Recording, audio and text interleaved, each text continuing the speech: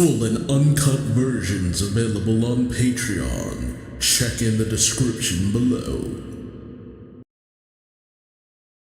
Greetings once again, Pokemaniacs. Duuz-Diz-Din back again with more of the Pokemon Adventures manga, where previously we had the climactic final battle between Black and N, with our heroes and his allies taking on the forces of Team Plasma, with N's castle surrounding the Pokemon League. Black atop Reshiram took on N atop Zekrom. The trainers that Black had met along his journey helped to free the gym leaders, getting them back in the fight, taking on the Seven Sages. White was taken by Hoodman, revealed to be Colress, a name that, honestly, if you don't know up to this point, wouldn't really mean much to you, but a researcher allied with Team Plasma, who was taken to N's room, where she met with N's caretakers, Anthea and Concordia, who revealed what N's past and how he was raised, mostly around Pokemon who had been abused previously, painting his view of human and Pokemon relationship. After Black managed to bond more with Reshiram,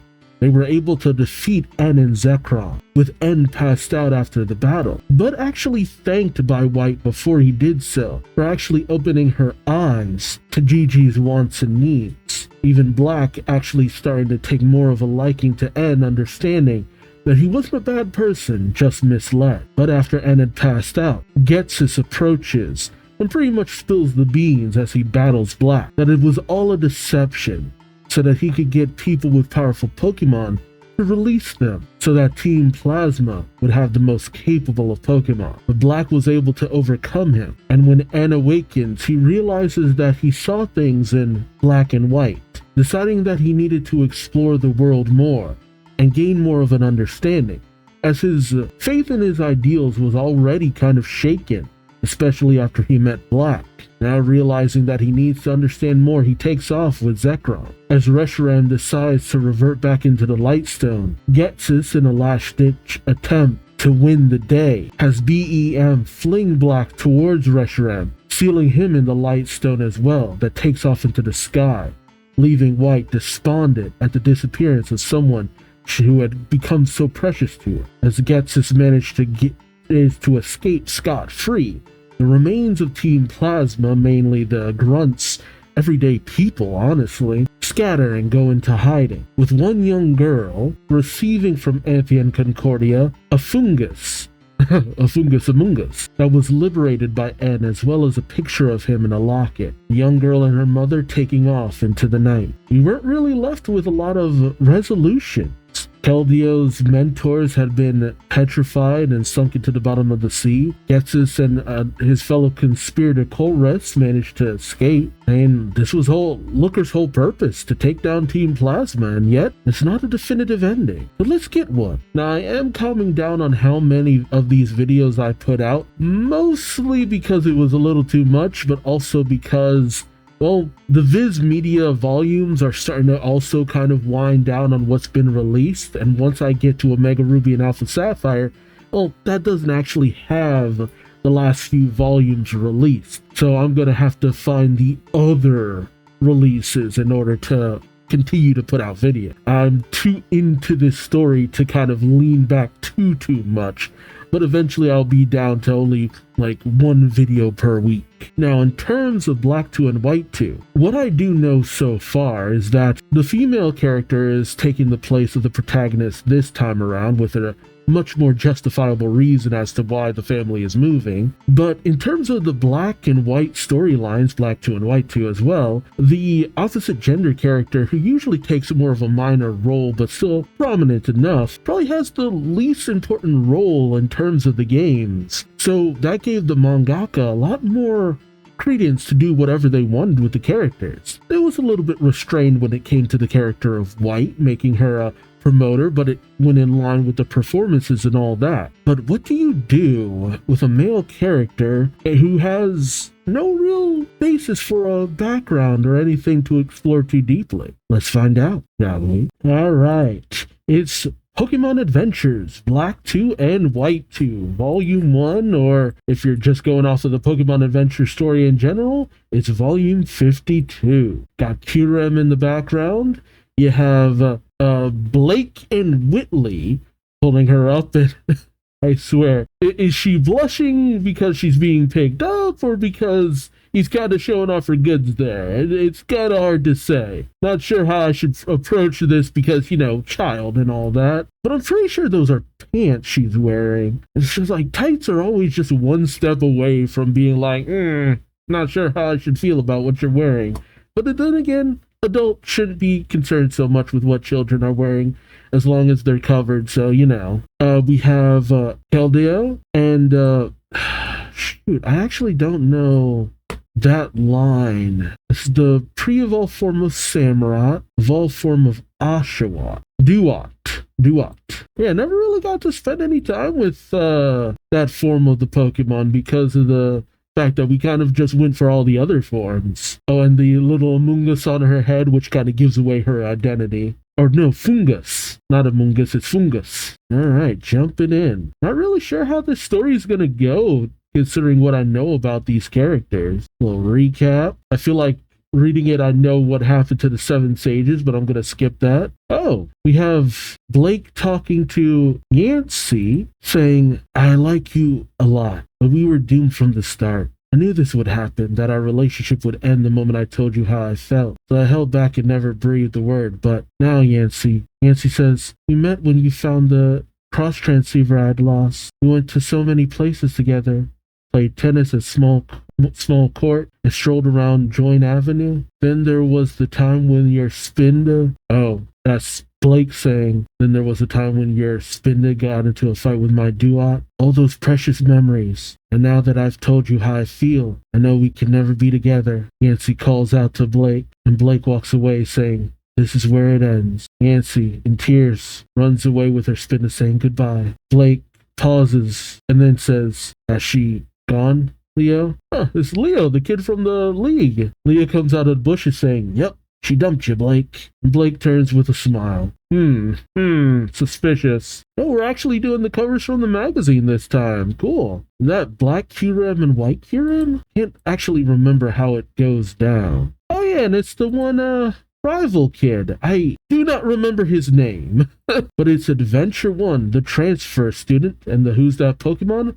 Scallopede. Leo follows behind Blake with his, I still can't remember the dang thing's name, Dieno, saying, but she was kind of teary. I don't think she wanted to break up with you. Blake with a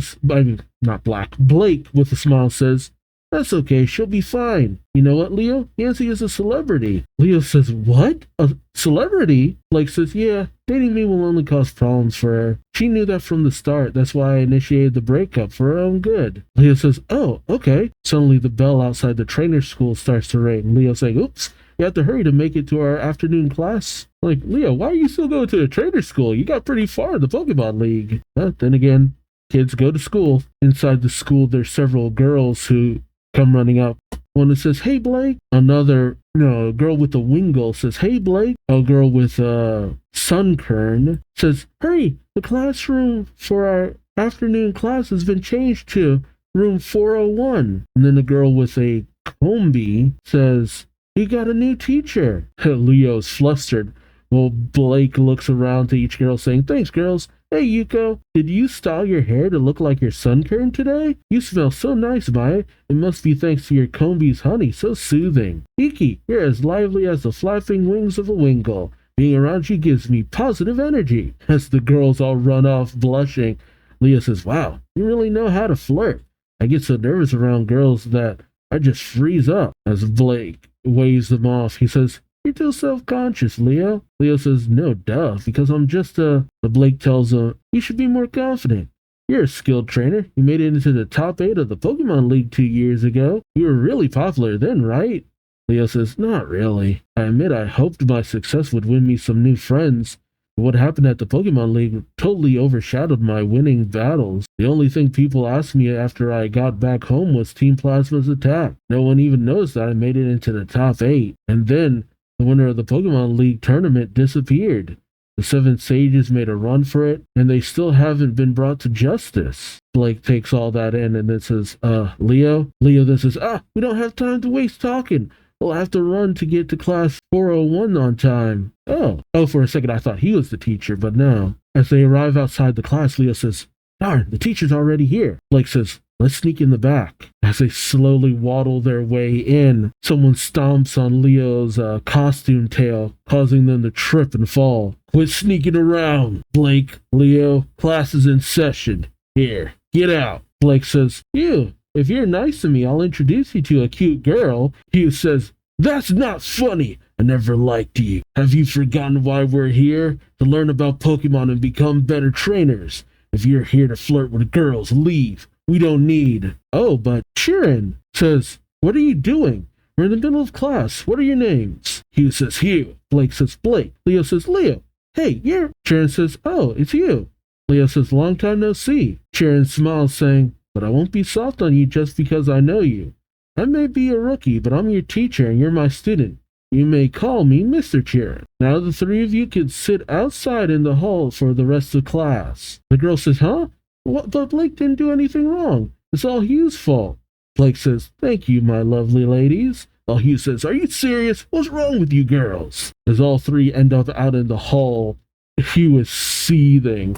I knew he had a bit of an attitude, but man, he's essentially like Bakugo. Hugh shouts, do you have any respect for where you are? The trainer school is a special academy for Pokemon trainers that's officially approved by the Pokemon Association. We are the 75th graduating class of 150 students. We come from all over to study at this prestigious school, face fierce competition, and hone our skills. We're all both each other's friends and rivals. This is our time to compete with each other and grow stronger. Sharon exits the class with his...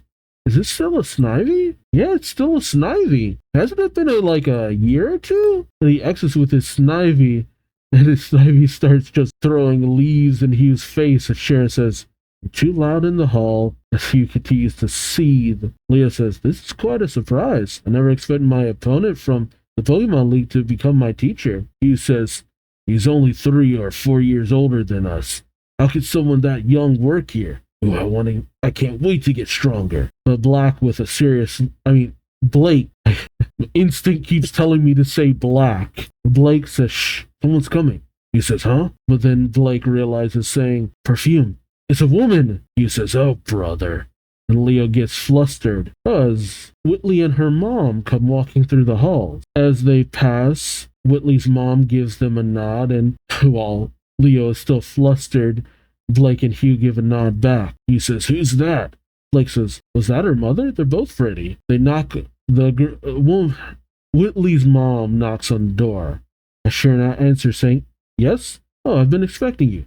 I'd like to introduce you to the newest member of our class. Whitley introduces herself saying, nice to meet you. I'm Whitley. My hobby is stargazing. I was born in September. My sign is Gotharita? Oh, that's a new one on me, star signs being off of Pokemon. Blake jots that down, saying her hobby is... Hugh says, stop taking notes. Whitley says, my favorite food is ice cream sundaes. My favorite flower is Garcedia.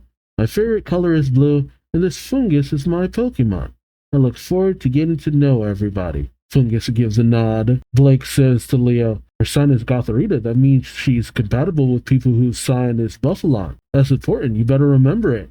Leo says, oh no, I was born in February, so my sign is Simipour. Huh. He says, who cares about her sign? There are more important things to pay attention to, aren't there? Like her Pokemon. Meanwhile, Sharon overhears this saying, those 3 are hopeless. Today is an odd day. A rookie teacher, a transfer student, and 3 students out in the hall.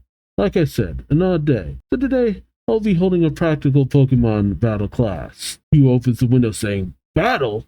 Can we participate? Sharon says, sure. I want everybody to head down to the battle arena on the school playing field. The boys and girls will split up and have a knockout tournament. We then cut to the seaside near Unity Tower, where Looker and Krogunk are in a paddle boat? The heck? Looker says, hoo-hoo!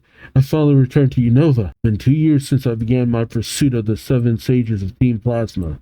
I searched high and low and far and wide for clues, but everything was a dead end. However, according to the latest intel, they're starting to gather again in Unova. This time I'll arrest them for sure. And in recognition of all my hard work, getting a new partner. We're supposed to meet at Aspertia City Trainer School. Aspertia. Oh, okay. So it also serves as the gym. Is Chern already a gym leader here, or is that yet to be established? Well, Looker says apparently he's still a student. So I guess I'll be training him myself. As we cut over to the trainer school where Chern overlooks the battles, we have Leo's Diano fighting against, I guess, Hugh's, what is that? Trapinch, that's right, Trapinch. Hito says, I lost. Well, Hugh says, oh yeah. Okay, Blake, bring it on. Blake says, you bet I will. Chern overlooks the two's battle, thinking to himself, those three seem like troublemakers. Their skills are definitely top notch. On top of that, Blake and Hugh are stronger than Leo, but nevertheless, he made it into the top 8 at the Pokemon League. Blake's Duot manages to take down Hugh's Trapinch. The girls rally around Blake again, saying, oh, you're so cool, Blake. Amazing. Good looks equals talent on the battlefield, after all. Hugh shouts, no, it doesn't. And Leo tells him to calm down. Karen says, Blake won the boys' tournament, and the girls. Suddenly someone shouts, huh? I wanted to call her Rosa. Whitley says, oops, I won. As we see her, Fungus took down someone's Sigilif. Whitley starts to freak out, thinking, stupid me. What was I thinking? The first day of school and already everyone's going to resent me. Sharon ponders this while the other students say, wow, Whitley, you really gave me a thrashing in that battle. Whitley says, just chuckles to herself. Oh, is that? A figure says, looks like you have your winners, Sharon. And Sharon notices who's come in, saying, hey, I recognize her because of the jacket. I actually thought her redesign was kind of cool. Sharon calls out, attention, please. Allow me to introduce you to my friend from the Juniper Research Lab in New Vemetown. Bianca says, hi, I'm Bianca. Yeah, I actually really like Bianca's newer design. Sharon's design got really understated, though, but he's so professional. He says, Juniper Research Lab, as in the father and daughter team who researched Pokemon together? Leo says, I rode on a hot air balloon with him once. Hugh says, what? Like, wait, what? Bianca comes up to Blake and Whitley saying, the winners are you and you, right? Here, you've earned these Pokédexes. Handing out Pokédexes to them. So that's how it just happens. Interesting. Sharon says, they're machines that automatically gather data on any Pokemon you encounter. Bianca says, Professor Juniper wanted to entrust them to skilled young trainers willing to help her with her research. That's why I asked Sharon to help me determine the best candidate. Sharon says, we'd like you to accept these. But Whitley backs away, saying, oh no, I can't, no. But suddenly, Blake grabs her hand and puts the Pokédex in it, saying, why not? Come on. Let's help Professor Juniper with her research together, Whitley. By the way, my side is Buffalont. Bianca pats Whitley on the back, saying, please, I'm counting on you. But Whitley seems to sulk, saying, oh, no. We cut to that night in the girls' dorm, where Whitley is looking over the Pokédex with her Fungus, saying, well, nuts. I didn't want Mom make me come here to break away from my past and learn how to live with Pokemon I know. What should I do now? Tell me. I can't wait for you to come back. N.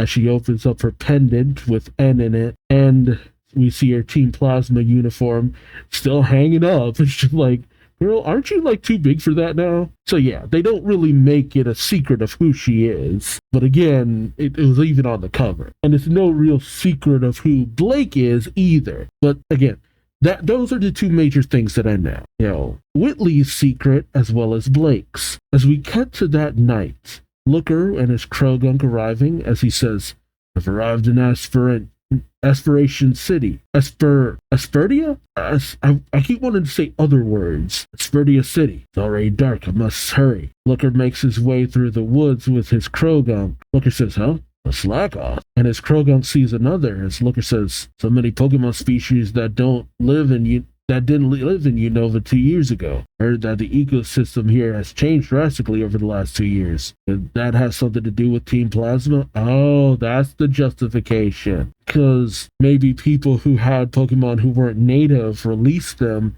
they might have bred with others, and then the population of non-native species has increased. Looker says, the 7 sages that are on the lam are Bronius, Galio, Ryoko, Rude. Gorm, Zinzalin, who entered the Pokemon League under the alias Gray, and then of course there's the leader of the Seven Sages, Getsus. He joins hands with his Krogan, saying, "You have to arrest a lot of them once and for all." As he arrives at the trainer school, he says, here we are, the trainer school, officially accredited by the Pokemon Association. My new partner has a room in the boys' dorm. As we see Blake looking over his computer, he brings up Yancy, celebrity.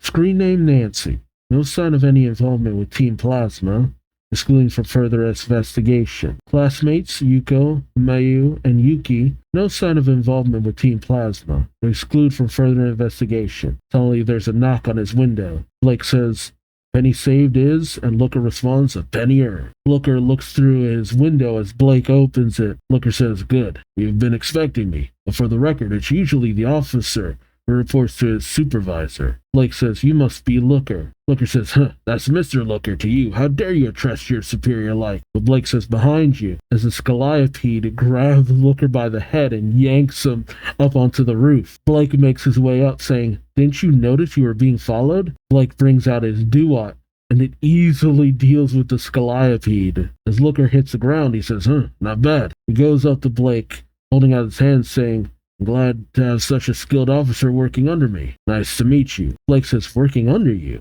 You're mistaken. Take a look at your orders again." Looker looks at them, saying, "What?" And he panics, saying, "Rank Inspector? Wait, I thought Looker was an inspector as well. Is he not? Oh, he's just an officer. Oh, okay. Then Looker says rank inspector. The readout is rank inspector, codename Black Age ...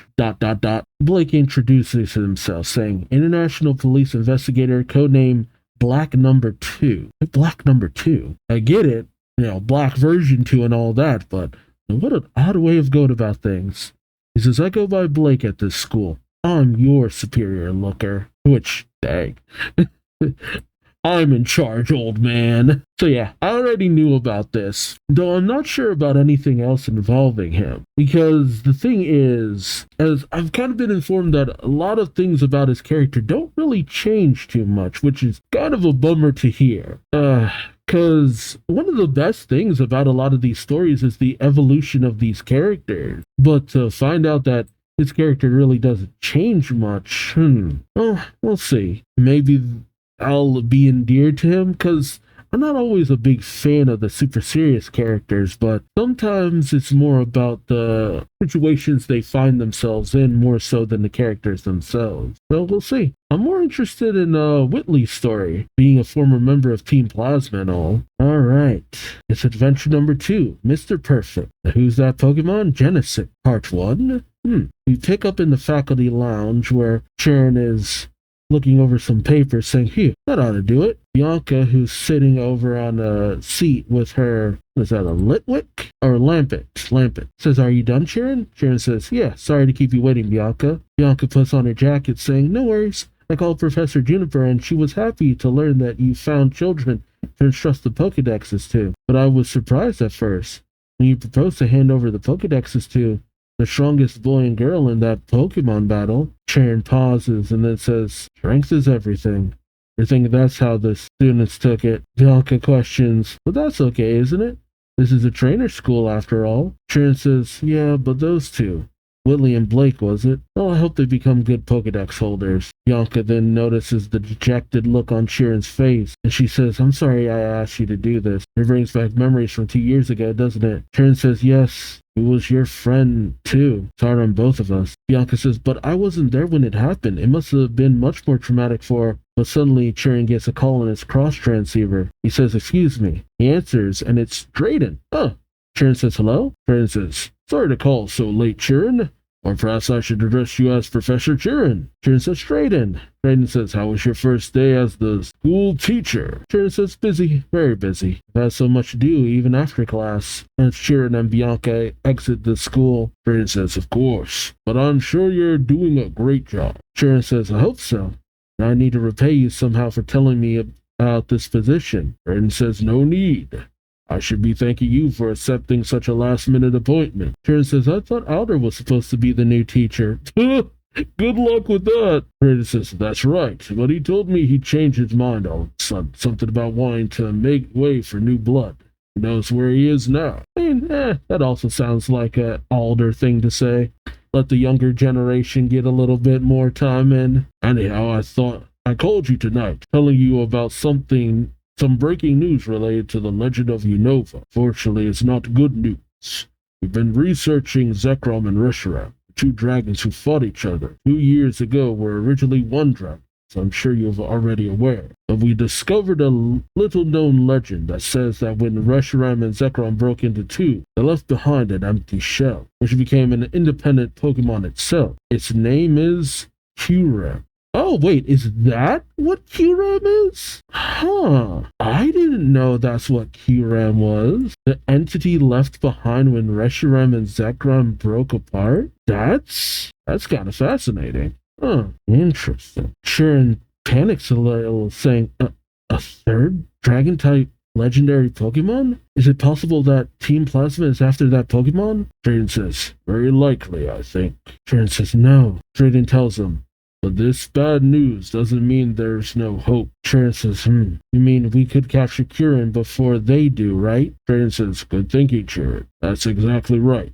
I think it's worth handing over my gym leader position to Iris to focus on this. I just hope this is the key to solving that problem from 2 years ago. Sharon says, thank you very much. Drayden says, there's no need to thank me. I'm only doing my job. I might return to the post of the gym leader of Opelucid City soon. I have to take care of this situation first, though. Sharon says, questions, you'll become the gym leader again? But why? Drayden says, because older. Oh, never mind. I'll call you again when I have more information. I'm looking forward to seeing you blossom into a fine teacher at the trainer school. He hangs up. Sharon pauses, and Bianca then slaps him on the back, saying, I'm looking forward to it.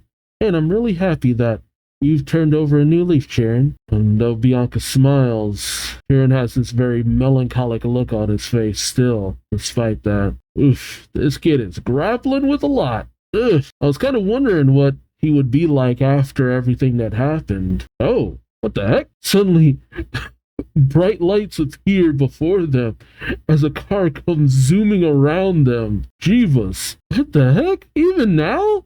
Isn't she older by now? Bianca's dad has arrived on the scene, saying, I've come to pick you up, Bianca dear. Bianca says, Daddy? He drove all the way to Aspiratian City from New Vema Town? Her dad says, how else could I get here? I want to go straight home. Or do you need to drop by the laboratory first? Goodbye, Sharon. Sharon says, And then he thinks to himself, for a moment there I could have sworn he was going to drive right over me. My imagination running away with me, I guess. Yeah, I don't know. I get the feeling that if you were a danger to his daughter, he'd have run you over without a second thought. My God. I'm sorry, Bianca, but your dad needs to chill out or at the very least frickin' die. Because, oh man, I fear the day this girl starts dating. Meanwhile, with Looker, he says, but my superior. He's on the phone with, I guess, the leader of the International Police saying, my superior is a child? That's crazy. Calling headquarters. The leader of the International Police says, nice to hear from you, Looker. Have you rendezvoused with Black Number 2? Looker says, yes, I have, but the leader says, what do you think of your superior? 12-year-old with a brilliant mind and elite martial arts training, and a first-class Pokemon trainer in the International Police Force to boot. Looker looks over at the down Calliope saying, yes, I see that, but the leader says, he certainly lives up to his nickname, Mr. Perfect. He's been undercover for 5 months and is making good progress. He's also a hit with the ladies, unlike you. Looker says, huh? What a thing to say. The leader then says, anywho, I expected great things from you and Black Number 2. Looker says, Commissioner, so it's true. But what is your undercover mission at this school anyway? He asks Black Number 2. But Blake then hands a tablet to his Duot, and it begins to sharpen its scallop. Looker overlooks this, saying, what's it doing? Blake says, Duot never neglects to sharpen its scallop after a battle. The Duot then shows the scallop to Blake. Blake looks at it saying, the blade is chipped. Out of nearly 400 battles, it's only gotten chipped twice. That's how powerful this Calliope is. I find it hard to believe that this is a wild Pokemon, but I don't sense the presence of a trainer anywhere. Maybe it's one of those trained Pokemon that was released into the wild. Or maybe someone somehow manipulated it into attacking you because they know you're a member of the International Police. Blake pauses and then goes over to the edge saying, this situation might become more serious than I thought. Come with me, Looker. Blake descends into his room as Looker says, huh? My title. Blake then comes out the window and throws out a grappling hook saying, International Police Equipment Number 3. Veritable rope. As he hooks onto a branch, he zip lines down. Looker says, wait, veritable rope, which unfortunately he only throws to the ground, and so he shimmies down with his Krogunk holding the other end as Blake makes his way out. Looker and Blake make their way into the city. As Blake enters through a door, Looker says, hey, that's no place for a child to enter. But there's nobody inside. Looker looks around thinking it's empty. As Blake flips a coin, Looker sees it, thinking, a medal? Blake flips it into the jukebox. The jukebox turns on. The slot machine on the wall opens up to reveal a hidden passageway. Looker says, what? Blake enters saying, this way. As they make their way inside, suddenly water pours from the ceiling. Looker says, whoa! Blake says, don't worry, it's just a decontamination mist. Looker then looks into a device which scans his eye and then opens up a door. Blake enters saying, are you here, magician? I guess magician says, hello, Blake. What can I do for you tonight? Magician? Oh, that's an actual corefish. For some reason, I thought it was a robotic corefish. Blake says, I need Pokeballs. Magician says, got a mission? Let me do a quick checkup first. Blake begins taking off all of his clothes, revealing the jumpsuit he has underneath. I will admit, is that why they decided to make him like this kind of secret agent-like character? Because he's got a full-on jumpsuit underneath? And yeah, I guess that does kind of register. It does seem like the actual character design has him with a full-on, full-body jumpsuit. Kind of like he's wearing like a wetsuit under his clothes. Huh, an interesting way of approaching that. Yeah, because if you look at the design for, I guess, who would be Nate, it's like he has this full-body jumpsuit, and then he has these shorts and a jacket over. An interesting choice. I wonder if there's a greater meaning behind that. Looker questions, who's this? Blake says, my doctor, my mechanic, my tech support, and my trainer. Blake enters into a is that like a CAT scan machine? What the heck? Looker says, can't tell civilians about our mission. Magician comes up saying, are you Blake's assistant? Old, but you look skilled. Looker says, huh? Magician says, I need to scan your head again. Squeeze the dummy ball tightly. Blake does so, saying okay. Suddenly there is some kind of device that goes off. Corefish brings something out, part of a Pokeball. Looker says, what are you making? Magician says, a Pokeball cover. Baseball players use a glove that fits their hand perfectly. Marathon runners choose shoes that conform to their feet. The same goes for a Pokemon trainer. Oh, specialized Pokeball that conforms to its hand? Weird. I've created a cover to place over Blake's Pokeball so they'll be easier for him to throw. Weird. Blake says, it fits well, but it's a little heavy. And I can see the Pokemon inside. I can't see the Pokemon inside unless the cover is transparent. Make me 300 of these after implementing those modifications. Also, I'll need a holster for them. Let's see. Something with a spring that I can attach to my wrist. He essentially wants to be Emerald. Magician says, that's a lot of work. It'll be ready in 3 days. Blake says, no, I need them in 4 hours. Magician says, 4 hours? Blake says, 4 hours. He then slams a wad of cash on the table saying, you can do it, can't you, Magician? Magician takes the money and hands it over to his... Or does Corefish take the money and hand it to Magician? The Magician doesn't look at Blake, just saying, As Blake puts on his clothes, he walks away. Looker saying, hey, isn't that a bit much to ask? But Blake says, come with me. They enter into an open area that kind of looks like the places you go for a move tutor. Blake says, moving targets are going to appear down there.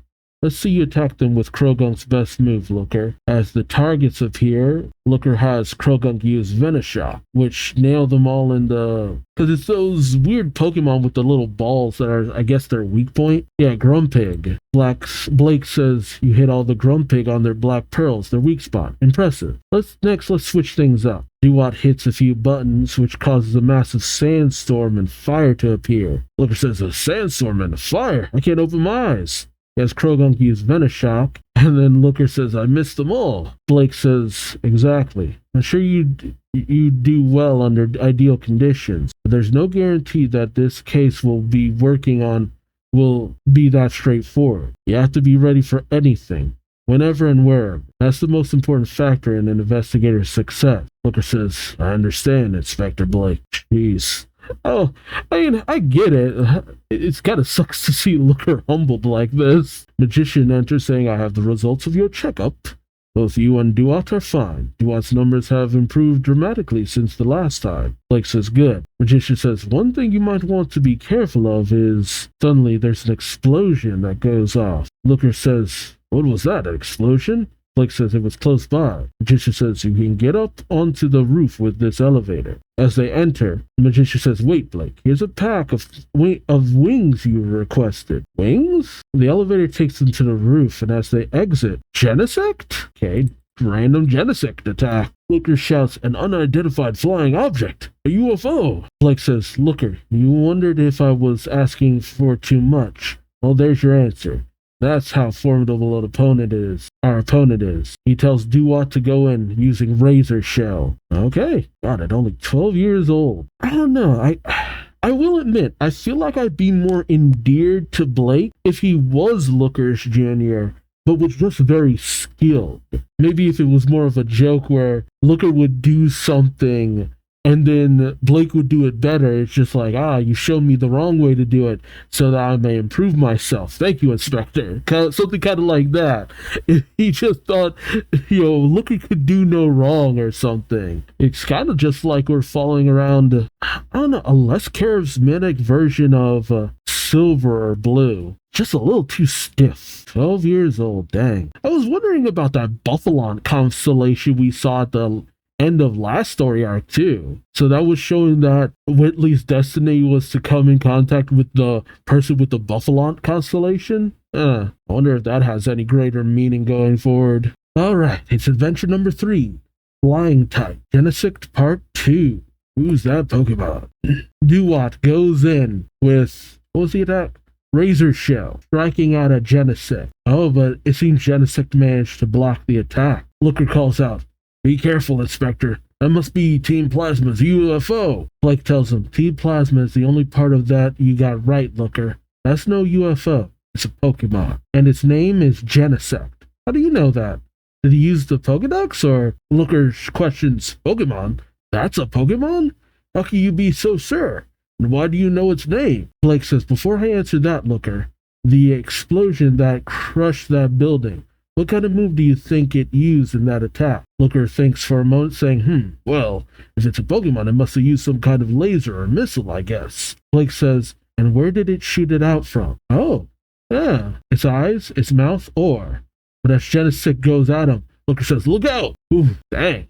Looker is knocked into the elevator, and as he coughs up blood, he says, it's so fast. He looks around saying, huh? Where did the inspector go? On his phone, Blake says, call me Blake. Blake asks, are you alright? Looker calls out, Inspector, where are you? As we see Blake on top of Genesect up in the sky, he says, I'm on top of Genesect. Looker says, what? Blake says, you're wondering how I knew this was a Pokemon and what its name was.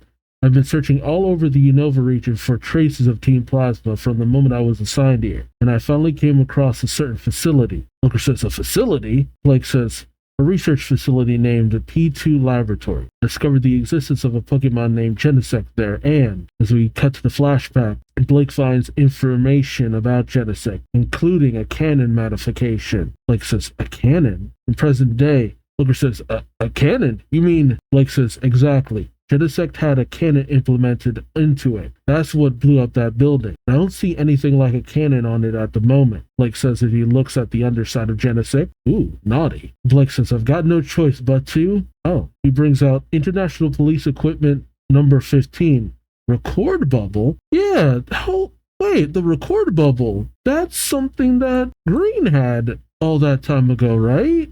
Can't find the information on it, but yeah, no, Green had that one time, right? Yeah. Blake mumbles into the record bubble, and it sends several bubbles over to Duat. As the bubbles pop, Blake's voice calls out, Duat, attack with your scallops again. But this time, throw both scallops at once to taunt Genesect. Duat does just that. As the scallops circle around Genesect, Blake thinks to himself. That caught its attention. Okay, now show me your cannon. Only for part of Genesect to lift up mid-air as Genesect unfolds and the cannon is revealed, causing Blake to hang off of Genesect. As Genesect takes aim, it destroys one of the scallops.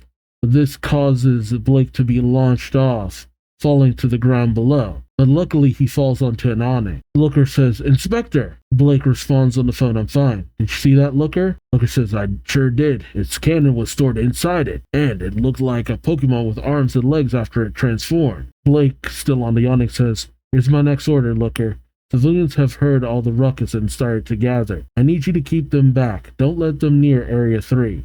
Looker says, "Area 3? Why? What's there?" As Blake rushes over, he says, "An abandoned building. That's where I'm headed." Looker says, Inspector Blake." He hung up. "Okay, come with me, Krogunk. You have to block the road." As Blake arrives at the abandoned building, he uses a variable rope to grapple his way onto the top and pull himself upward. As Blake makes his way onto the roof, we see Colress high above with a specialized device. Colress turns to Blake saying, "How did you know I was here?" As Krogunk has taped off the area, Looker with his, binocular vision thingies manages to spot Colress as well, saying, "Huh? That cape, that's Hoodman." Colress says, "Go on, tell me, what brought you here?" I guess Blake says, "The location I went to first when I saw Genesect flying in the air, the building it blew up with that cannon. Its flight pattern when I was on its back, its location when it pulled out its cannon and shot at the scallop. When you plot all those places on a map, clear that Genesect was only flying within a certain range. And you could tell that from the air?" Duat teased Genesect with its scallop for quite a while, but Genesect didn't use its cannon until the scallop was inside this area. So I concluded that it couldn't respond to the attack command outside of that limited area. And in the center of that area is Area 3. Colress says, "Abandoned building. I see. Well, your theory is logical.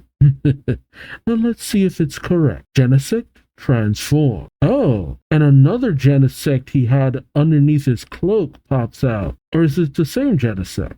Comes out, transforms into his mobile form, and Colress tells it to use Technoblast. Point range in Blake's face. Oh, god dang! Blake is blasted off of the roof, but as he falls off, Colress says, "Keep attacking." But as Genesect moves in to attack Blake, something else moves in. It's Duat that gets Blake out of the way before Genesect slashes, cutting a whole building in half. Jeebus! As the building crumbles to the ground, Looker says, "Whoa!" But as Blake moves away from the rubble, Looker calls out, "Inspector." Blake says, "There aren't any civilian casualties, are there?"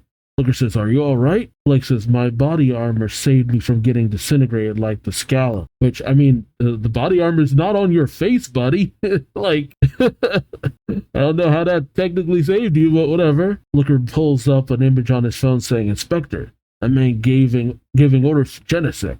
He's Hoodman from the Pokemon League 2 years ago. I checked his face against our wanted list. He's the dark scientist, Colress." Blake looks at the information saying, "Unauthorized weapon development. Deploying that weapon, modifying and altering the body of a Pokemon." While Colress looks down at them from the top of the building saying, "The International Police are the perfect opponent for its debut battle." He commands Genesect to use Technoblasts again as Looker and Blake dive out of the way. As they run, Looker says, "Can we really defeat a Pokemon like that?" Blake says, "We can, or we can capture it." Looker says, "Capture it? But Genesect is Colress's Pokemon, isn't it?" Blake says, "No. He used that machine in order to attack us." Yeah, similar to, what's his face on Team Galactic when he was commanding the legendaries. Looker says, "I see. He's controlling a wild Pokemon with technology. That's just the kind of rotten thing a criminal who modifies Pokemon would do. Maybe that's what was going on with Calliope that attacked me as well." Blake says, "That's quite possible. Anyway, if it's a wild Pokemon, we can capture it." Suddenly, there's a ringing on his cross transceiver. Blake answers saying, Blake speaking. Magician says, "The 300 covered Pokeballs you ordered are ready." Blake says, "Didn't you say it would take 3 days? How'd you pull it off?" Magician says, "A magician never reveals his secrets." Blake says, "Unfortunately, I can't come and pick them up at the moment." Magician says, "No problem."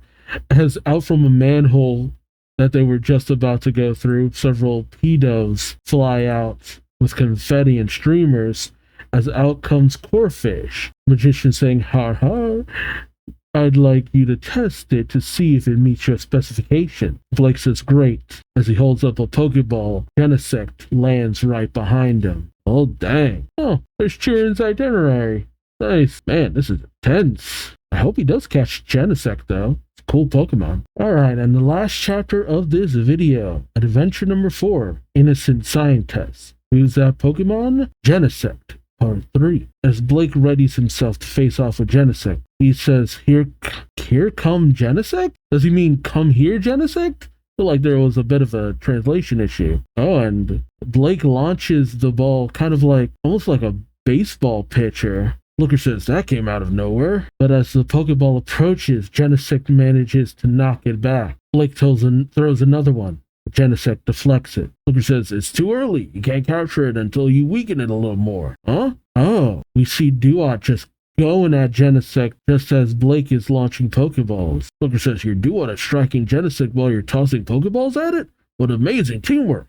Blake has a flashback as he says, you called for me, Commissioner? The Commissioner says, Block number 2. I'm sure you know what this place is. We see a lineup of several Pokemon. Blake says, yes, it's International Police Pokemon Training Area. It's the International Police Pokemon Training Area. I guess calling him Black isn't wrong. He's Black number 2. The Commissioner says, that is correct. These are all the Pokemon who have yet teamed up with an investigator. Oop, it's brief, but I gotta include Luxray. Black number 2. You've completed your training and you've passed all your exams with top score. You're good enough to start working right away. Your superiors are all saying you ought to be promoted. However, there are those who are concerned that you don't have your own Pokemon. Blake says, I don't think that's a problem. The Commissioner says, you don't? Questions, you don't?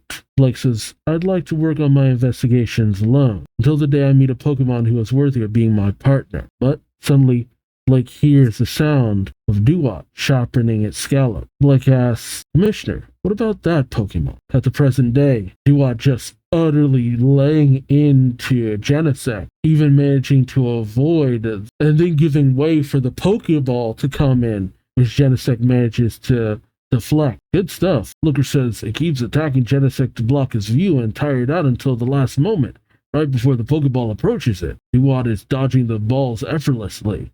But your control over the balls is amazing too. Blake says it's thanks to the Magician's ball cover. I've already thrown over 20 balls. Genesect is beginning to tire. Meanwhile, Colress, on top of his Klinklang, is viewing from above. Having grabbed one of the balls, he says, nice.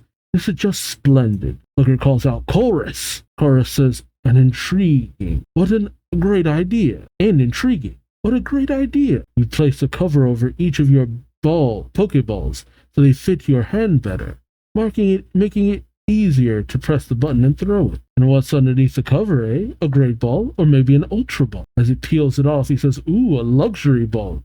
Eureka! You know your stuff. Great! We're going to get along wonderfully. Great minds think alike. Looker says, that's crazy. Cora says, and the fact that he used a luxury ball to capture Genesect proves it. The luxury ball's function is to raise the friendship level of the Pokemon you capture. Why would you want to raise his friendship level? Because it makes it easy to bring out the power of your Pokemon, that's why. That's the function of that ball. It exerts an external force upon the Pokemon by a human. Which, that's the kind of stuff that makes it sound really kind of dubious. In other words, just like my Colress machine, it wields the power of technology through a human to bring out the power of a Pokemon. It's the same process. Looker sighs, as Colress is excellent. We may be enemies, but at least I have met someone who shares my values, my ideal. He then looks coldly upon them, saying, however, you're wasting your time, not to mention that you are my enemy, so I have no need of you. He wipes a tear from his eye, saying, I finally met someone who might understand me, but sadly, I must get rid of you. How heartbreaking. Blake then says, the Colress machine, huh? Do you really think you could get rid of us with that lemon of a machine? It's at such short range? Colress grows angry, saying, lemon? Blake says, come on. I'll prove that your Colress machine is a hunk of junk. Colress starts to breathes heavily, saying, "It's not a lemon, it's a prototype. This battle is only a stepping stone for me to perfect it." He puts back on his glasses, saying, "Okay, I've calmed down." And then in a moment he screams, "Technoblast!" to Genesect, and Genesect unloads on Blake and Looker, who dive out of the way. Looker says, "What are you thinking? Why would you provoke an evil mastermind like that?" Blake says, "Mastermind, huh? He isn't a mastermind." Looker says, "What?" Blake says, "Look at how he's behaving. He's bratty and overly sensitive." Ulrich wanted to pursue his diabolical engineering as far as he could so far, in fact, that he ended up breaking the law. Dark Scientist is just a nickname. Looker says, "But we still have to." Blake says, "I know, he's a criminal, and we're the guardians of law. But the best we can do at the moment is to dodge his attacks, as they dodge another blast." Blake says, "That's exactly the scenario I've been trying to achieve." Looker says, "Huh?" Blake says, "Ever since I started trying to capture Genesect, Chorus hasn't ordered it to use Technoblast. That's because he got curious about my Pokeballs and wants to have one as a sample. Personally, I want him to use Technoblast. Looker says, "And that's why you provoked him?" Chorus says, "Unforgivable. How dare you ridicule my Colress machine?" But as Genesect fires off another blast, Chorus seems to notice something. As they dodge another blast, Blake says, "He's seen it." Looker says, "What?" Blake says, "Take a look at what's behind Genesect's cannon." As Colress goes behind Genesect, "Oh." Looker says, "What? Why, that's a scallop we see wedged in a device that Genesect has." Blake says, "I had Duot wedge it in there during the battle just now." Looker says, "How come?" Blake says, "I'm not sure, but..." Looker falls over. Blake tells him, "When I grabbed onto Genesect when it was flying, I noticed that it had retracted its arms, legs, and cannon, but part of the machine was still sticking out. I think there might be some reason it has to stay outside of its body. For example, could it be the receiver for the Colress machine? Or maybe a replaceable energy cartridge? At any rate, it could be a useful clue." I had Duot shove its scallop right there to let Colress know that I noticed it and have my suspicion. As Colress looks at the scallop lodged in Genesect, he says, "How much does he know about Genesect? Does he suspect that there's a secret to this? Or doesn't he? Did he taunt me to see how I'd react? What does he think of me?" Colress smiles, saying, "Very well. I'll show him what he wants." Colress, he presses a button and brings up a case with several cartridges in them. As Colress unplugs a stopper on Genesect's back to release the cartridge, he says, "Neutral drive unlocked." Looker says, "It stopped shooting." Blake says, "That's what I've been waiting for. Duot, Aqua Jet." And Duot uses that just as Colress is trying to get the cartridge out of Genesect's back, but he says, "The scallop is stuck." But as he pulls it out, he says, "I got it." As Duot is still rushing in with Aqua Jet, Colress plugs in another drive, saying, "Shock drive set." And Genesect fires off an electric attack at Duot before it can reach Genesect. Oof. Smoke fills the area. And then Looker looks around. He says, "What happened?" But he sees, a smoking area and a Pokeball falling to the ground. As Looker, Chorus, and Blake look on, the Pokeball clicks into place. Looker says, "That was a cartridge to change the move type of the Technoblast.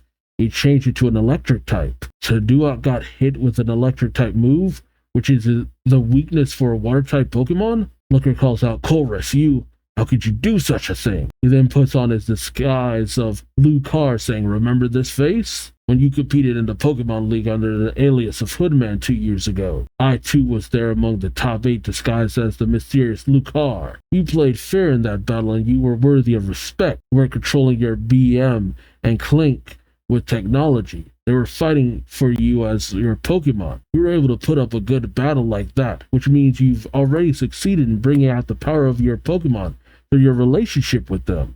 There's no need for you to engage in diabolical experiments and modifications to Pokemon." Colress pauses for a moment and then says, "In other words, you're extolling the value of the bond and trust between a trainer and their Pokemon, right?" Looker says, "Yes." Colress says, "If you were there, then you should know that I was defeated and unable to win the Pokemon League that way. Relying on an emotional connection to bring out the power of the Pokemon is too undependable. I decided to take a different scientific approach, that's all." Looker throws out some handcuffs, saying, You're under arrest, Colress. International Police Equipment number 11. Adjustable handcuffs. But it misses as Colress is pulled up into the air by BEM. Colress calls out, "Congratulations on capturing Genesect, but I won't forgive you for insulting my technology. However, since I respect your skill, I'll let you in on a little secret. Genesect is a bug-type Pokemon who lived over 300 million years ago. It was extinct until recently, but we brought this one back to life from a fossil.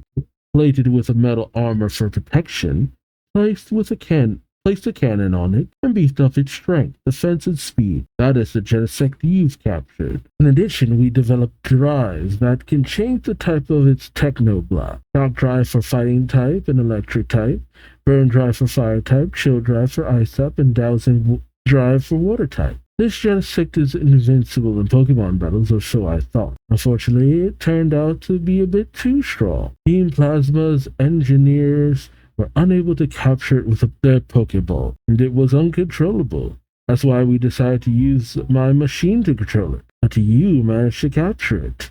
May I have the honor of learning your name?" Blake sends, "International Police Investigator Blake." Colress says, "I'll remember that." "And the name Lucar." Yes, it's requested that I dispose of you as well because you were so tenaciously pursuing the Seven Sages. Looker says, "So that Scallopede was..." Colress says, "Sent after you courtesy of Team Plasma, yes. And in the near future, you two will be erased by the full power of my Colress machine. Goodbye. Oh, one more thing. Yes, it's appointed me to be the new leader of Team Plasma now that N is gone. Feel free to ask guesses for more details. See you." And so, with BM, he's teleported away. Looker saying, "He abandoned Genesect without a thought." Blake says, "I guess that means it's the Colress machine that he cares about, not Pokemon. He said we'd be perfect opponent for its debut battle, but he meant the debut battle of his Colress machine, not Genesect." As Blake goes to walk away, Looker says, "Inspector, aren't you going to do something about this? The enemy escaped, and on top of that, you've lost your partner, Duat. How can you go home now?" But as Blake removes a cloth, we see Duat injured heavily. Looker says, "Equipment number 4, visible cloth." Blake says, "Duat got blasted over to me, so I hit it as quickly as I could. It's injured, but I gave it a resist wing and rare candy, so its defense was just strong enough. You're a true warrior. It must have been hard for you to be forced to hide to save yourself. I knew you did to help me capture Genesect.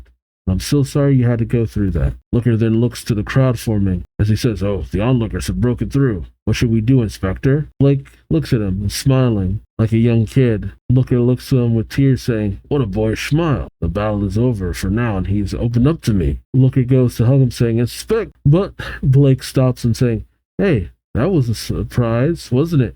You're not hurt, are you?" As he calls over to the people, some girls run up, saying, "You were inside the off-limits area?" Blake says, "Yeah, and the building came crashing down on me, selling it at every turn. He's like friggin' Lloyd from Spy Family." Another girl says, "Oh, your face is a mess." Blake says, "I'm fine." The girls say, "No, you're not. Come with me and I'll treat your injuries." Blake says, "No." Another girl says, "Oh, it's okay. You can trust me." Looker pulls him away, saying, "What are you doing?" Blake says, "Let go of me, Looker. This is part of the investigation." Looker says, "What?" Blake says, Colress already began developing his machine 2 years ago at the time of the Pokemon League, but there were some renegades within Team Plasma who opposed his work. It ran contrary to their beliefs, so that group began researching a way to nullify the Colress machine's electrical waves. Looker says, "What?" Blake says, "I was told that the data from their research was lost during the internal conflict between the different factions of Team Plasma, but the truth is that it was entrusted to a certain member in the form of a memory card." Looker says, "And who is that member?" Blake says, "All I know is that it's a 12-year-old girl." "Oh, that's why I've hidden my identity and gone undercover at the trainer school. It gives me a lot of chances to meet girls that age." Looker says, "I see." Blake runs over to the girls from before, saying, "Please don't interfere." The girls say, "What's wrong? Are you okay?"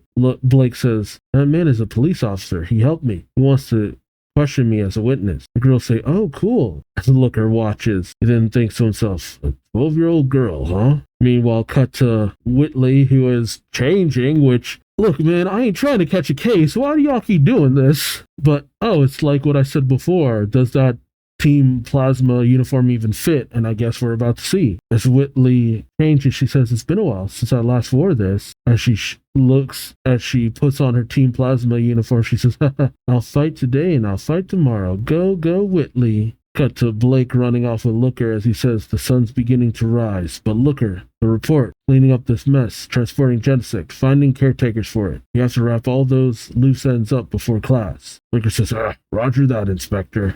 It's still hard to tell how I feel about Blake and Whitley right now. We've barely seen anything of Whitley, and Blake has been serious, but there is a bit of intrigue I have towards him, just to see if we ever really get a deeper setting behind his personality that maybe that's been overlooked by others. I was a lot more interested in Chirin and Bianca, seeing him as a new teacher. I guess I still wonder, is this before he became a gym leader? I guess we'll find out eventually. I'm interested to see how Blake and Whitley interact going forward. It's already been shown that there were different factions within Team Plasma too. So it makes sense though. Some who had the mindset of N, where they more cared for Pokemon, and some who probably sided more with Ghetsis, and it's just like, we should have control over all the Pokemon. But Blake never used his Pokedex. I hope he starts using it at least a little bit. Former member of Team Plasma and a member of the International Police Force. It could lead to so many interesting things, but right now I don't feel like it's being shown off to its fullest, and I hope it is going forward. That would at least be very fun. I don't want this to be too serious. And then the information about Kyurem. Okay. Some of that stuff about Kyurem I didn't even know. I knew it was connected to Zekrom and Reshiram, and maybe it was just an offshoot, but I didn't know it was the remain. And then Blake actually capturing a Genesect. That was interesting too. I hope he gets to use the Genesect going forward. And is the data chip in the locket that N is in? Whitley's locket? That would make sense. I guess we'll see. And then Whitley's aversion to the Pokedex also makes sense, since N was so against it as well. It's just the despicable machine which causes people to capture Pokemon and yada yada yada. I'm interested in the turning point for Whitley when she starts to, find her own ideals for how Pokemon should be treated. And then how will that line up when N comes back into the story as well? Guess we'll see. But let me know your thoughts on these chapters in the comment section below. Like, comment, subscribe if you enjoyed the ride.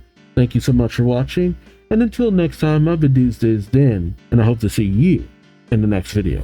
Till then, take care. Bye-bye.